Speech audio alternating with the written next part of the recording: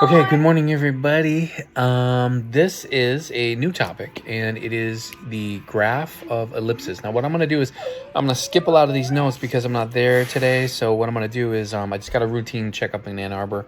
I'm in pain, but it's like I know why I'm in pain. It's like a hematoma, which is like a bruise, and so it's like causing me a lot of pain, but it's not like it's not like a new development in my wound. It's just a extra thing that happens sometimes.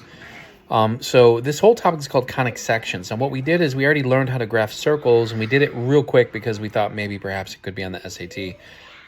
But circles are also part of conic sections. And you can see that if you had a double cone here and you could slice it, you can create four basic shapes. You can create a circle, and if you were to just tilt that slice through this cone, you would notice that it's an ellipse, okay?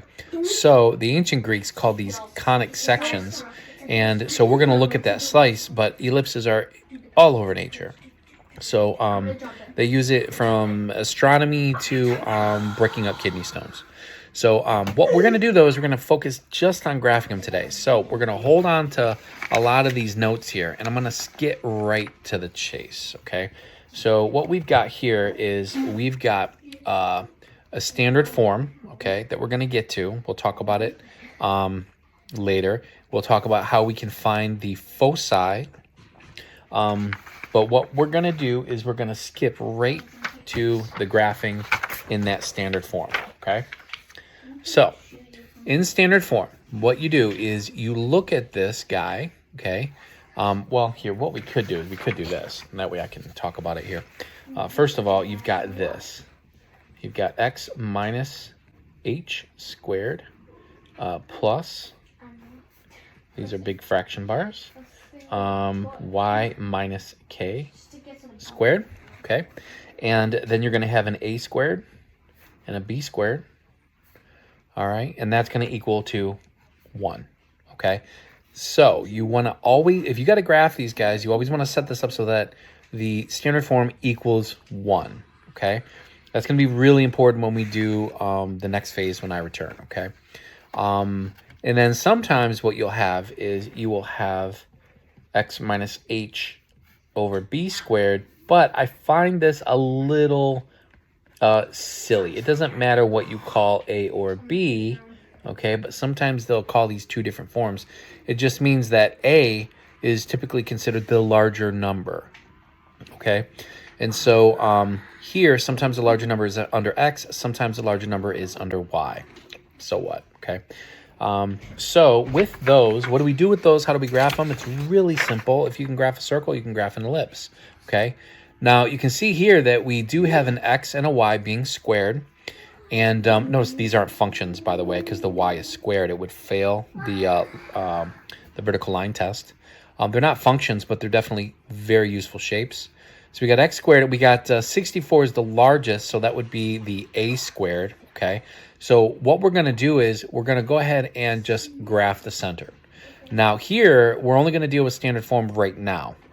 If you flip through the notes, you'll notice that you'll see that there's something called general form, which is kind of more for like computer type stuff, where, it's just easier to type in a computer if you do it in standard general form.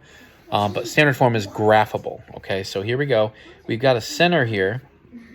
You can see that x and y are not minusing anything. So our center is just going to be hk, and in this case, it's going to be 0, 0, okay? And then we've got our a squared equaling 64, and our b squared equaling 25. So therefore, our a and our b must be 8 and 5 respectively, okay? Now, all you need to know is this, okay? So very simple. We won't even label these guys. We'll wait for tomorrow, okay? I just want you guys to be able to graph this with confidence. So we got a center at 0, 0, okay? So go ahead and put that there. Now what we're going to do then is we're going to look at the x first, and then I graph the y, just go in alphabetical order. Now on the x-axis, going from right to left, I'm going to have to go 8 in one direction from the center and 8 from the other. It's got to have this balance, okay? So I'm going 1, 2, 3, 4, 5, 6, 7, 8, Okay, and then I'm going to go 8 over on that side, okay? And they have to be balanced with each other. Now, all we're going to do is go b then along the y, okay? So b is 5 because it's the square root of 25. We're going to go up 5, 1, 2, 4, 5, and then 1, 2, 3, 4, 5, okay? And that is all we need to graph an ellipse. So try not to make this a diamond shape. Try to make this guy kind of as curved as possible, okay? And there's our ellipse, okay? That's simple. All right, so let's go ahead and see what happens when we move the center. It's, you guys, probably the instincts are already kicking in, and you're like, okay, got it. I'm gonna go with it. I'm gonna fly through these examples, but not too fast. The center here, if you'll notice that it's positive 5 for the x and negative 2 for the y. So remember, we're doing the opposite of what we see in the parentheses, okay? And then we notice that our a in this case is actually 6 because it's the larger number, and then b is going to be the 3, okay? But the smaller number is going to go right to left because it's underneath the x symbol, okay?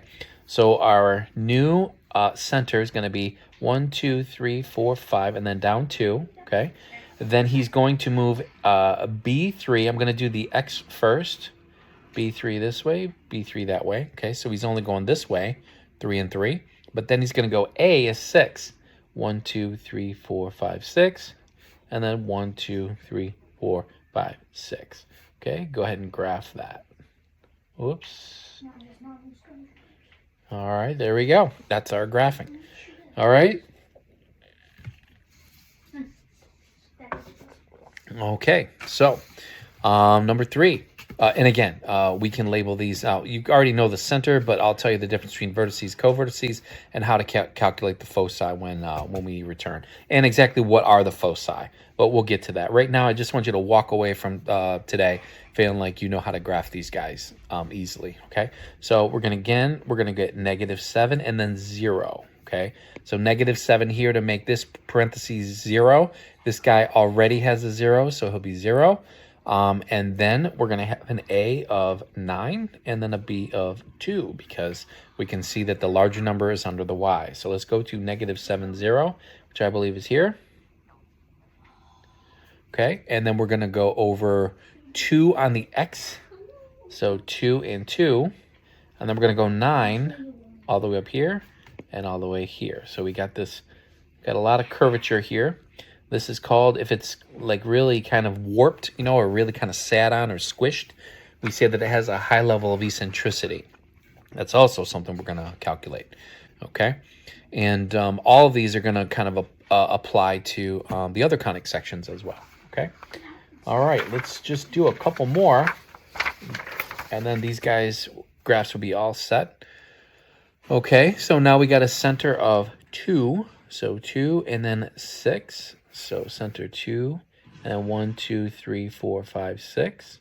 Okay, and then on the x coordinate, we're going to have the larger value, so it'll be 4. And our b is, okay, so what do we do with this 6? Well, we're supposed to take the square root. Okay, so it looks like it's just going to be the square root of 6. All right, now the square root of 6, just figure out what the square root of 6 is. Now I know he's going to be in between 2 and 3. Well, let's see what it, okay, it's almost 2.5, okay? So our b then is going to be under the y. So let's do the a first. 1, 2, 3, 4. 1, 2, 3, 4.